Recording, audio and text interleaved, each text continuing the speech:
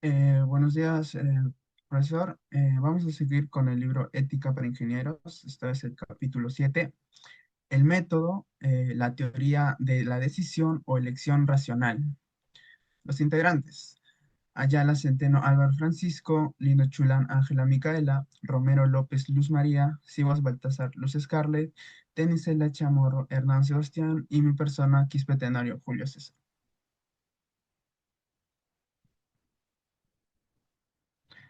Ahora, para hacer una breve introducción, tendríamos que preguntarnos dos cosas. La primera, ¿existe algún modo racional humano de tomar decisiones?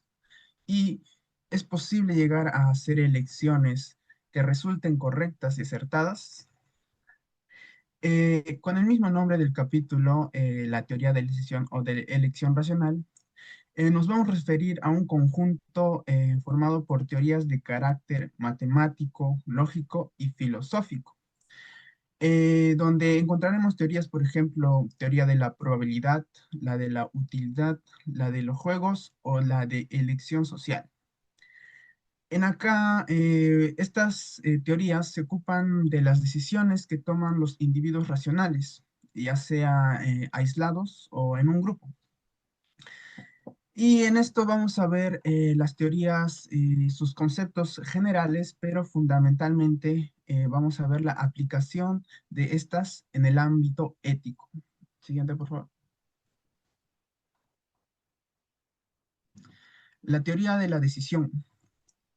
La teoría de la decisión puede ser considerada de una perspectiva descriptiva, cómo se toman las decisiones, o una prescriptiva, donde cómo se deberían tomar las decisiones.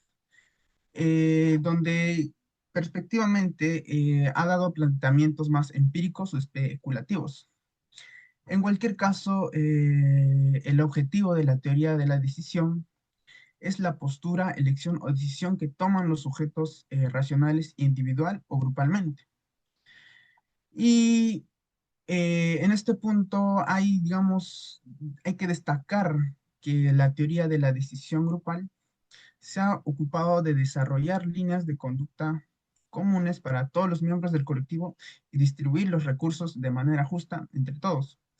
En cambio, la teoría de la decisión individual se ha centrado solo en analizar cómo los individuos pueden promocionar, digamos, sus intereses personales, ah, y también no entrar, digamos, en consideraciones morales en respecto a ellas. Tendríamos dos puntos en este análisis. La primera, que toda decisión se comporta de actos, que son intervenciones posibles de los sujetos participantes, donde es posible elegir entre estos actos, y estados, que son las condiciones en las que se producen estos actos. Y por último, los resultados, que son la consecuencia de la articulación de actos y estados.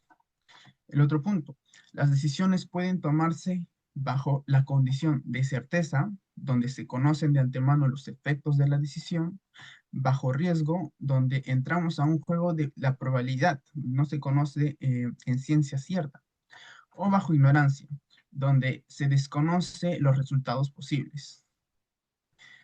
De este último voy a hablar, y que sería la decisión bajo ignorancia. En este punto, los teóricos establecen que hay un conjunto de condiciones que deben ser satisfechas por las preferencias de un agente ideal racional. Y es posible, digamos, elegir entre una de estas sin que se cubran las anteriores. Estas reglas, por así decirlo, se llaman funciones de utilidad o escalas de utilidad. Y entre estas tendríamos la primera, la regla Maximin, que es de carácter conservador y que nos dice, este invita al agente a comparar las utilidades mínimas de los distintos actos y a elegir el acto cuya utilidad mínima tenga el máximo valor, o sea, que se maximicen las utilidades mínimas.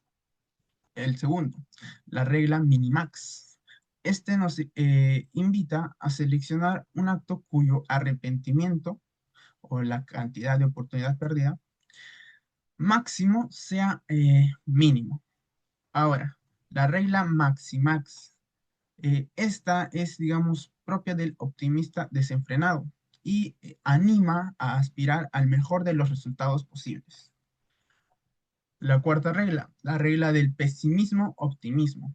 En esta combinaríamos la regla Maximin con la Maximas, donde determinando cada sujeto el índice de optimismo para cada situación de decisión y eligiendo el acto que dé el mayor resultado.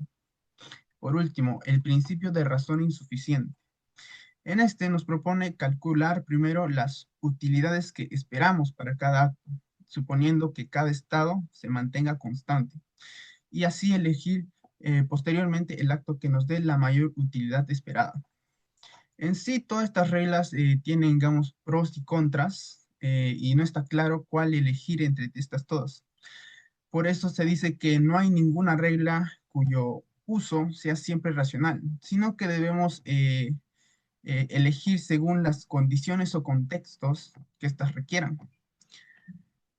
Porque parece más adecuado profundizar en acá la identificación de las condiciones en las que resulta positiva y adecuada la aplicación de cada una de estas reglas. Ahora le paso a mi compañero.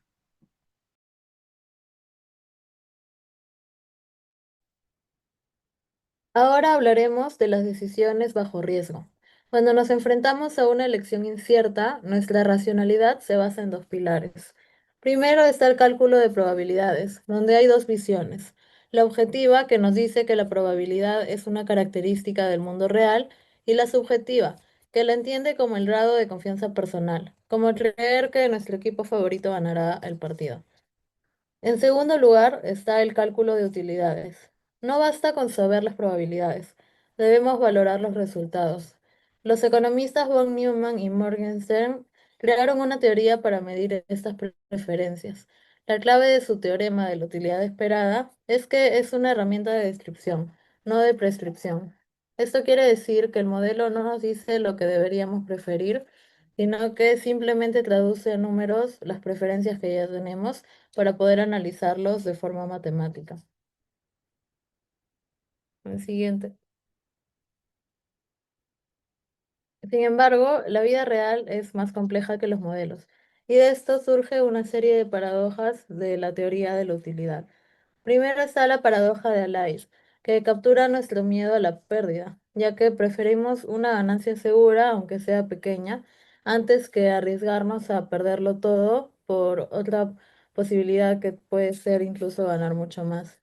La paradoja de Ellsberg, que revela que preferimos apostar por lo que ya conocemos que por algo desconocido, incluso si las probabilidades matemáticas son idénticas o lo que ya conocemos nosotros puede significar menos ganancia.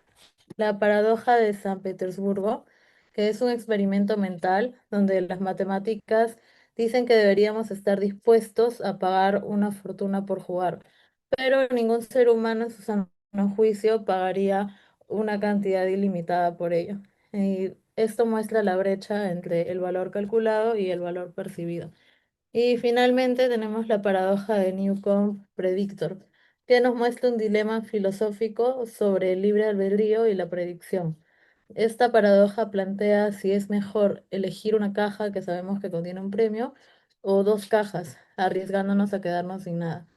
Estas son dos formas racionales de pensar que llevan a conclusiones opuestas.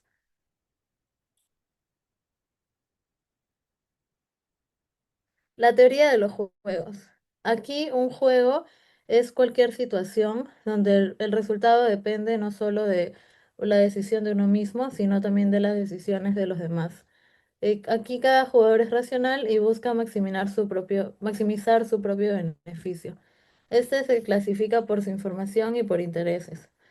Por información está la información perfecta, que es como el ajedrez, ya que conoces todo el tablero y las jugadas anteriores del oponente. O sea, es pura estrategia. Y también está la información imperfecta, que es como el póker, donde no ves las cartas ni conoces las decisiones de los demás. Aquí el farol y la intuición son igual de importantes que el cálculo. Y también la clasificación por la naturaleza de los intereses. Tenemos los juegos de suma cero, que son donde lo que yo gano, tú lo pierdes. Esta es una competencia pura, como en una subasta por un objeto único y donde no hay espacio para cooperar con otro jugador. También están los juegos no estrictamente competitivos, que es donde pueden existir ganancias mutuas. Por ejemplo, puede ser un acuerdo comercial perfecto donde ambas partes negocian para encontrar un resultado que sea, que donde haya beneficio para ambas personas. Aquí sí existe la cooperación y a menudo es deseable por ambas partes.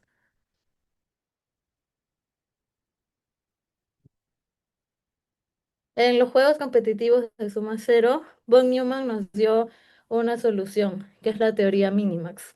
Esta es, es una estrategia óptima de elegir la opción que minimice la máxima ganancia posible del oponente y a su vez maximiza la ganancia mínima de uno mismo. Entonces, esta se clasifica como una estrategia defensiva y basada en la desconfianza mutua. Y más allá de la suma cero, el matemático John Nash demostró que este equilibrio existe incluso en juegos que no implican la suma cero. Pero aquí surge un problema porque en estos juegos la racionalidad individual ya no garantiza un buen resultado colectivo. Y esto nos lleva al dilema del prisionero. Este juego demuestra de forma brillante que cuando cada individuo persigue egoístamente su propio interés, el resultado final es peor para todos, que para todos los que hubieran cooperado. Y así nos muestra el preciso momento en que la lógica individual y el bien colectivo entran en conflicto. Y esto nos deja con una pregunta crucial sobre cómo debemos actuar en sociedad por nuestra moralidad. Y les paso a mi compañero. Ya. ¿Qué tal? Buenos días, compañeros. Buenos días, profesor. Me toca explicar sobre lo que es el dilema del prisionero, los juegos cooperativos y, bueno, la reflexión ética que lleva a analizar estos escenarios, ¿no? Bueno, el dilema del prisionero, para empezar, es propuesto por Poundstone y, bueno, este se basa en que se tienen dos individuos de una banda criminal, ¿no? Supuestamente. Y se pone a uno en un cuarto separado del otro y a cada uno se le ofrece una negociación, ¿no? Se le dice que si uno delata al otro, este va a salir libre y el otro tendrá 3 años de prisión. Pero si los dos se delatan, los dos se van a ir 2 años a prisión. Entonces, como le proponen las dos cosas a los dos y están en cuartos diferentes, ahí entra algo que es crucial, ¿no? Como es la moral, la ética y el razonamiento, ¿no? Que tengan entre esos dos prisioneros. Y ahora, según Axelrod, este es un caso típico de defección mutua en el cual uno a veces pone sus intereses en vez del bien común, ¿no? O el bien general, o lo que podría ser un mejor resultado, ya que si hubieran coordinado antes o si tuvieran una mejor planificación, obtendrían mejores resultados, ¿no? Bueno, la solución para este dilema tiene que ver básicamente con la racionalidad y depende sobre todo mucho del sujeto con los cuales se trabaja. Ahora, ¿cuál es el error también de este dilema? Es que se aplica solamente para individuos y no se puede aplicar en un tema grupal. Ahora, yendo al segundo punto que es en los juegos cooperativos, ¿qué son los juegos cooperativos? Bueno, como había explicado mi compañera antes, en los juegos de suma cero, donde era que uno tenía que beneficiarse y el otro sí o sí iba a perder, como son la mayoría de competencias, en los juegos cooperativos es donde un grupo lucha, comprenden, colaboran para un bien común, en donde todos van a perder o todos van a ganar. Entonces, en los juegos cooperativos, ¿qué es lo que se busca? Seguir algún método que te lleve a elegir un óptimo de Pareto. ¿Qué es un óptimo de Pareto? Un óptimo de Pareto es un parámetro en el cual un individuo se va a beneficiar, pero sin que ningún otro salga perjudicado. Entonces, en base a esto hay dos propuestas, una que es de Nash y otra que es ahí está, de Gautier. Bueno, Nash propone un punto de negociación entre los dos individuos en el cual eh, el fracaso sea menor para ambos, o sea que el riesgo sea lo mínimo posible y no haya muchos beneficios. En cambio, Gautier propone algo diferente, en el cual dice que se deben maximizar los riesgos para ambos individuos, pero se deben minimizar lo que son maximizar las ganancias, perdón, minimizar los riesgos y maximizar la utilidad para ambos.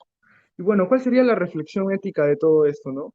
Porque al final, en el dilema de los dos prisioneros, cada uno puede optar por ser egoísta o cooperar, ¿no? Entonces, vamos a la conclusión de que al final los dos individuos, para llegar a una mejor solución, tienen que ser racionales. Entonces ahí viene una conclusión que nos da el autor, en donde nos dice que al final ser moral está evaluado también y es consecuente con ser racional. Y bueno, esa sería mi parte y le paso a mi compañero. Muchas gracias.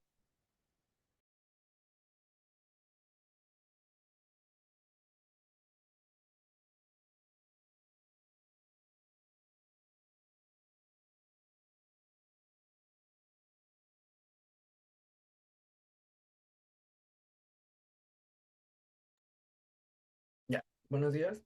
Mi nombre es Hernán y yo voy a ahondar más que nada en la propuesta ética de David Gautier. Primero empezar a contarles quién es David. Fue un filósofo canadiense contemporáneo, representante del neocontractualismo liberal. Él criticó la visión tradicional de la racionalidad económica, pero sin abandonar. Demostrar que el comportamiento moral puede ser racional, hablando sobre el dilema del prisionero, y justamente en esta situación, un agente egoísta y racional a su vez puede descubrir que cooperar le conviene más. La moralidad puede derivarse del interés propio bien entendido. Un ejemplo ilustrativo de la propuesta de David es el caso de defraudadores de impuestos. Si todos en un sistema económico evaden impuestos, este sistema colapsa. Nadie se beneficia. Por lo tanto, es racional, desde un punto egoísta, cooperar y pagar los impuestos para que este sistema siga en funcionamiento. Con este ejemplo podemos concluir que el egoísmo correctamente entendido, como se mencionó antes, contiene los recursos para explicar la moralidad. El interés propio puede autolimitarse mediante la razón y así la cooperación y la moral se justifican desde la racionalidad instrumental. Como mencionaba, se parece al ejemplo del prisionero o del gorrón también llamado, donde si todos se aprovechan, quizá todos pierden. Por ejemplo, de que si los dos se delatan, los dos llevan 2 años de prisión. Los dos no se benefician cuando están siendo egoístas. Acerca del método de la teoría de David está la decisión racional. Cada persona elige qué tipo de agente ser en este juego. Será el cooperante, el que busca el beneficio mutuo, y el desertor, el que busca ser egoísta, ¿no? Vela por sus propios intereses. La cooperación solo puede resultar racional cuando los beneficios son comparables a los de desertar y la probabilidad de cooperación es alta. Los aportes positivos de esta teoría es que corrige el modelo económico clásico, que es demasiado individualista, vela por la cooperación. Ofrece una visión más realista de la racionalidad humana, casos no habituales, pero se pueden dar, como lo de prisioneros, lo del defraudador de impuestos. Su teoría acerca la relacionalidad y moralidad sin separarlas y aporta un marco útil para la ética empresarial y profesional. Algunos conceptos claves que debemos conocer, según Gauter, es la racionalidad, que nos dice que no debemos maximizar la utilidad en cada decisión, sino a largo plazo. Extrapolándolo al tema del prisionero, por ejemplo, ser racional y adoptar una posición estable, no ambigua. Luego está la moralidad recíproca, que la cooperación solo funciona si todos la practican, esto lo habíamos tocado ya en el punto anterior, y la moral instrumental, que la moral sirve para evitar resultados perjudiciales para todos, lo que nos invita a cooperar. Bueno, yo les voy a hablar sobre Axel Roll y la teoría de la cooperación. Axel Roll comparó distintas estrategias, desde desertar o cooperar siempre hasta actuar al azar. El resultado mostró que la estrategia más efectiva fue la llamada toma y daca, empezar cooperando y luego imitar la acción del otro jugador en la jugada anterior. Bueno, esta estrategia resultó exitosa, ya que equilibra reciprocidad y adaptación, mostrando que la cooperación puede ser la opción más racional en escenarios repetibles. Robert Axelrod identificó que la estrategia toma y daca tiene éxito porque reúne cuatro cualidades: evita conflictos innecesarios, es decir, ser decente o amable, responde con firmeza a la traición, estar a la defensiva, es capaz de perdonar, o sea, no guardar rencor, y finalmente es fácil de entender. Bueno, en un segundo experimento, Axel Roll formó sociedades con diferentes estrategias y observó cuáles sobrevivían más tiempo. Demostró que la cooperación puede surgir incluso en un mundo de egoístas sin algún tipo de autoridad superior, siempre que exista un pequeño grupo que practique la reciprocidad. A partir de ello, estableció tres etapas en la evolución de la cooperación. Tenemos al origen, que puede empezar en un entorno dominado por la defección. El desarrollo es la reciprocidad próspera en un mundo con estrategias diversas. Y finalmente la supervivencia, que es la cooperación recíproca que resiste frente a estrategias menos cooperativas. Siguiente, por favor.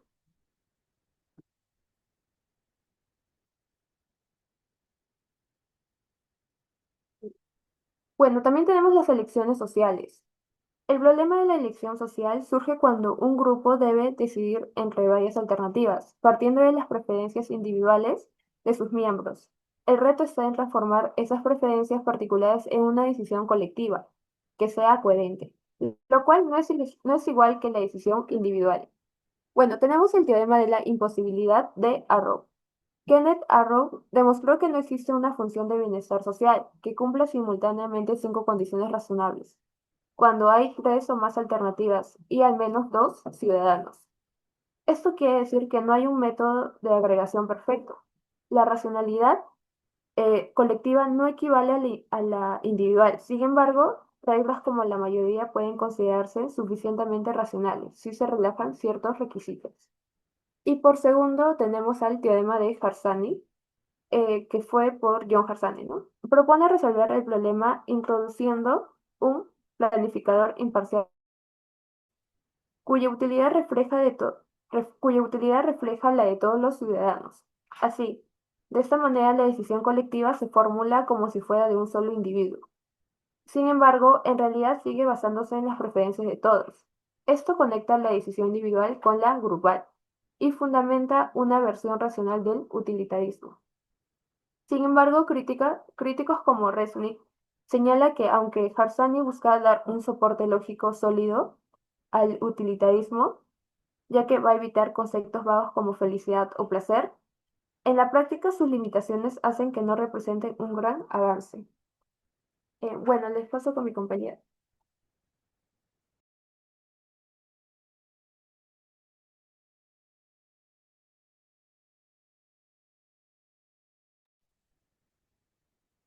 Bueno, hoy voy a hablar sobre el tema de la elección social, tanto en el ámbito económico como en el político, y cómo se relaciona con la ética. En la economía, la elección social trata de entender cómo las decisiones individuales pueden afectar al bienestar colectivo. Desde hace siglos, economistas como Adam Smith propusieron que si cada persona busca su propio beneficio dentro de un mercado libre, al final todos podríamos beneficiarnos de eso. Él lo llamó la mano invisible del mercado. Pero aquí surge una pregunta muy importante, ¿no? ¿De verdad el interés personal siempre conduce al bien común? La realidad muestra que no siempre es así. Muchas veces lo que beneficia a unos puede perjudicar a otros. Y esto plantea un dilema sobre la justicia y la equidad dentro del sistema económico. Con el tiempo, la economía trató de encontrar formas de integrar los intereses individuales dentro de una decisión colectiva, usando teorías y modelos matemáticos. Sin embargo, se descubrió que no existe de manera perfecta de satisfacer los deseos de todos. Cada persona tiene valores, necesidades y prioridades diferentes, y eso hace que llegar a un consenso justo sea muy complicado.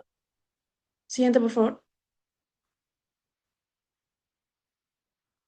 Si pasamos al ámbito de la política, la elección social se relaciona con la democracia, es decir, con cómo tomamos decisiones colectivas.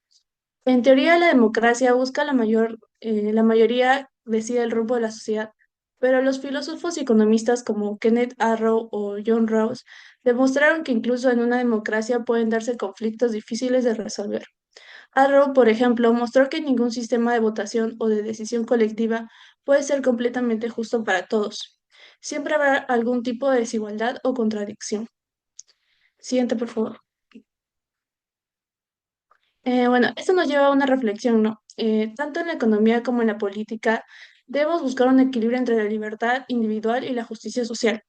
El mercado tiende a priorizar la libertad, pero puede generar desigualdad, mientras que la democracia busca la igualdad, aunque a veces limite un poco la libertad personal. En conclusión, la teoría de la elección social nos enseña que ni el mercado ni la democracia son sistemas moralmente neutros. Ambos necesitan una base ética sólida que permita que las decisiones colectivas no sean solo una suma de intereses personales, sino que realmente promuevan el bien común, la participación y la dignidad de todas las personas. Eso sería todo. Gracias.